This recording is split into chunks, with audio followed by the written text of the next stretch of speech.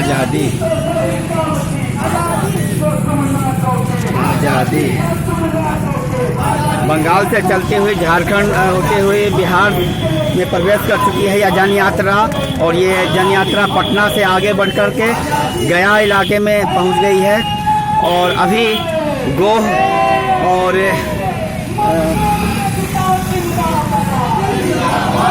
गया से आगे क्या की यात्रा में चल रहा है, तो हम देखना चाहेंगे कि कितना जनचेतना यात्रा क्यों निकाला गया है, जरा बताइए आप। निकाला गया है कि पूंजीवादी सरकार है और इतने नहीं फांसीवाद सरकार हो चुकी है। महंगाई से त्रस्त है भारत की जनता, और मजदूर वर्गीय जो है और ज्यादा तबाह है। इसलिए जो है बंगाल के राजधानी कोलकाता से निकला है, और अभी तक हम 3 राज्य को तय कर चुके हैं। बंगाल, झारखंड और बिहार में आ चुके हैं, और यूपी तक जाना है। इसका उद्देश्य क्या है? उद्देश्य ये है कि जन जन तक के जो है आम जनता तक को ये पहुंचाना है खबर को कि ये जो सरकार है फांसीवाद सरकार है, आम जनता के साथ सिर्फ खिलवाड़ करने के काम को किया है। ये जुमलेबाज सरकार है, आम जनता को रोजगार देने के काम को नहीं करता है, मजदूर का जो है मजदूरी देने को काम को नहीं करता है। ये सरकार भ्रष्ट सरकार है, ये सरकार को सत्ता में नहीं रहनी चाहिए। इसलिए जो है पूरे लोगों ने जो है ये बताइए कि मोदी सरकार तो कह रहे हैं कि देश बहुत तरक्की कर रहा है, विकास कर रहा है, तो फिर आप खिलाफ में क्यों आप लोग निकाल रहे हैं? क्या तरक्की कर रहा है वो तो सूचकांक जो निकल रहा है उससे ही पता चल रहा है कि भारत का स्थान कहाँ है। 112 नंबर देश में पहुंच गया है। जो देश अभी जो सत्ता में है वो लोग हिटलर मुसोलिनी का जो विचार है वो विचार को अपनाते हुए देश चला रहे हैं, और वो विचार को सारे दुनिया ने नकारा था।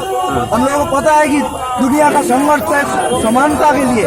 मजदूर वर्ग, जो किसान, जो छात्र, युवा, जो महिलाएं, जो उत्पीड़ित राष्ट्रीयता, जो दलित, सारे लोगों का मुद्दा है कि वो एक समानता का देश चाहते हैं, इसके लिए संघर्ष करते हैं। और हिंदू मुस्लिम के बीच झड़प लगा देना।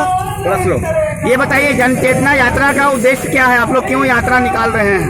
जनचेतना यात्रा का उद्देश्य देश में जो गंभीर आर्थिक, राजनीतिक, सामाजिक स्थिति पैदा हुई है, और यह खासकर आरएसएस बीजेपी के शासन के चलते, आरएसएस जो एक फांसीवादी संगठन है जिसका किसी भी प्रगतिशील मूल्यों से, जनवादी मूल्यों से लेना देना नहीं है, वह चाहती है कि पूंजी का शासन चले, और जो वह जिस तरीके से चाहती है दमन के सहारे पुरानपंथी लोगों को विमूढ़ बनाकर और धार्मिक विद्वेष फैलाकर, एक तो वह हिंदूवाद का आश्रय लेती है ताकि लोग विभिन्न जात पात ऊंच के भाव में बटे हुए सिर्फ हिंदू भाव से पूंजीपति वर्ग की सेवा करते रहें, और दूसरी ओर विभिन्न धर्मों से भी घृणा करें और पूरी तरह आपस में बट जाएं, ताकि पूंजीपतियों की लूट पूरी तरह जारी रहे, बेरोक टोक जारी रहे।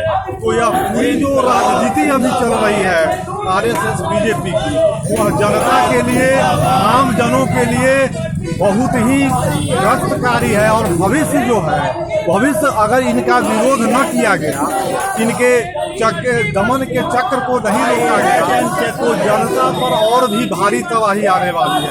इन स्थितियों को देखकर ही जो भी जन संगठन है, जो मजदूर मेहनत किसानों के लिए लड़ाई लड़ते रहे हैं, उनके लिए यह कर्तव्य बन गया है कि उनको जागृत करे, ताकि यह जो शासन है इसके दिन खत्म हो जाए और आदमी अपने जनवादी अधिकारों के लिए संघर्ष कर और आगे बढ़े, और शोषण विहीन समाज के निर्माण के ओर उसके लिए संघर्ष करने की ओर आगे बढ़े। क्या लगता है कि जनचेतना यात्रा से प्रभाव पड़ेगा? अभी जो मैंने देखिए 3 राज्यों में चुनाव हुआ, उसमें भी बीजेपी का बढ़त है, तो इसमें अभी क्या लगता है कि इसका कुछ असर होने वाला है? निश्चित तौर पर असर होगा। अगर जनता के बीच जिस प्रकार से हम अपनी बातों को ले जा रहे हैं और उनसे संवाद स्थापित कर रहे हैं, तो इसका असर होगा। और आज देश जिस गंभीर स्थिति से गुजर रही है, और पिछले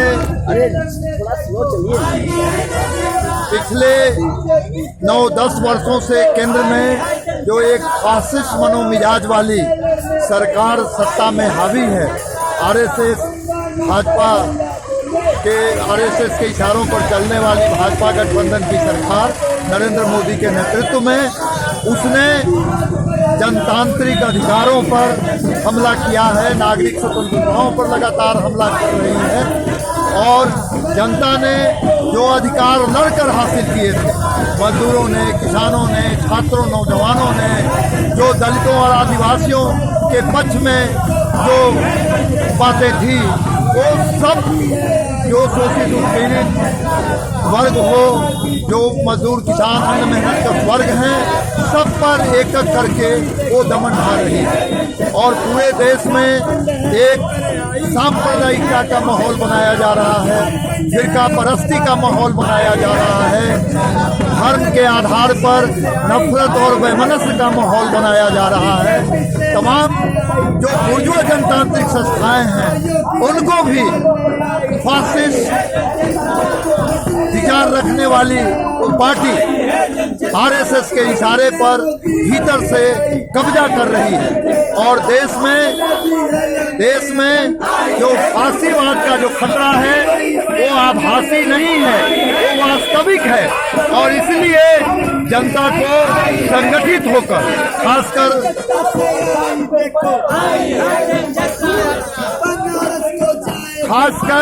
जो मेहनतकश जनता है, जो करोड़ों करोड़ की तादाद में जो मजदूर वर्ग है, जो किसान समुदाय है, जो युवा पीढ़ी है, छात्र नौजवान जो करोड़ों में 10 करोड़ जो बेरोजगार हैं और कॉलेज की, यूनिवर्सिटी की ऊंची डिग्रियां लेने के बाद भी उनको साधारण सी नौकरी के लिए उनको दर दर भटकना पड़ता है।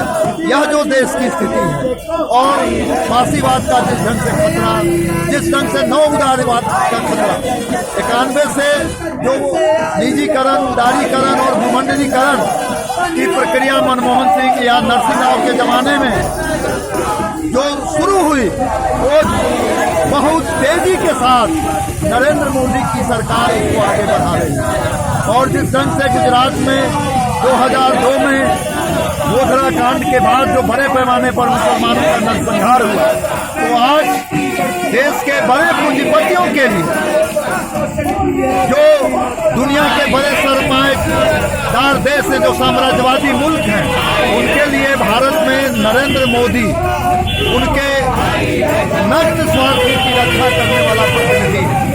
इसलिए बड़े पूंजीपतियों ने उसके पक्ष में मन बनाया, तो पूरा अपने मीडिया के द्वारा, अखबार के द्वारा, इलेक्ट्रॉनिक मीडिया के द्वारा उसके पक्ष में एक माहौल बनाया। और देश की जनता पर जिस ढंग से उनकी छाती पर वो मूंग डल रही है, तो आज आम जनता के समझ और आम जनता के जो सच्चे प्रतिनिधि, जो सही अर्थों में साम्राज्यवाद के खिलाफ, बड़ी पूंजी के खिलाफ और जो भी सामंती अवशेष हमारे देश में है, उन सब के खिलाफ, इस शोषक आदमखोर व्यवस्था के खिलाफ जो संघर्ष में यकीन रखते हैं, जो एक जनवादी और समाजवादी समाज की कल्पना करते हैं, जो शोषण विहीन समाज की कल्पना करते हैं, जो आने वाले समय में मजदूरों, किसानों का राज्य कायम करना चाहते हैं, उन तमाम लोगों को एकजुट होना पड़ेगा, उनको एकताबद्ध होना पड़ेगा। यह वक्त की पुकार है। और अगर यह काम हम कर पाए, जन चेतना यात्रा के दौरान ऐसी यात्राएं हजारों की तादाद में पूरे देश में निकलनी चाहिए और एक सशक्त जन आंदोलन खड़ा करके जनता की मजबूत एकता कायम करके ही हम उन फांसीवादी शक्तियों का, शासक वर्ग का खात्मा कर सकते हैं और उनको इतिहास के कूड़ेदान में डाल सकते हैं। उस दिशा में कलकत्ता से 9 दिसंबर को जो यह जन चेतना यात्रा शुरू हुई है, 13 को पटना में कन्वेंशन गांधी संग्रहालय में हम लोगों ने किया। और अभी गया के रास्ते अभी हम लोग कोच गोह करते हुए आज भावनगर में कार्यक्रम करेंगे और उसके बाद सोन पार करके हम लोग नासरीगंज और राजपुर जाएंगे। तो यह बनारस तक यात्रा रहेगी। 20 को हमारी यात्रा खत्म होगी और ऐसी यात्राओं की बड़े पैमाने पर जरूरत है। जनता के बीच सही संदेश ले जाने की जरूरत है और हमने जो तय किया है उस संदेश को अगर लोगों के बीच ले जाने में हम सफल होंगे तो निश्चित तौर पर जो हमारे देश के अमर शहीदों का सपना था, शहीद आजम भगत सिंह का सपना था, एक शोषण विहीन भारत, एक जनवादी और समाजवादी भारत को हम बनाने में कामयाब हुए। धन्यवाद। इंकलाब जिंदाबाद। बहुत बहुत धन्यवाद। ये जनचेतना यात्रा का देख लीजिए।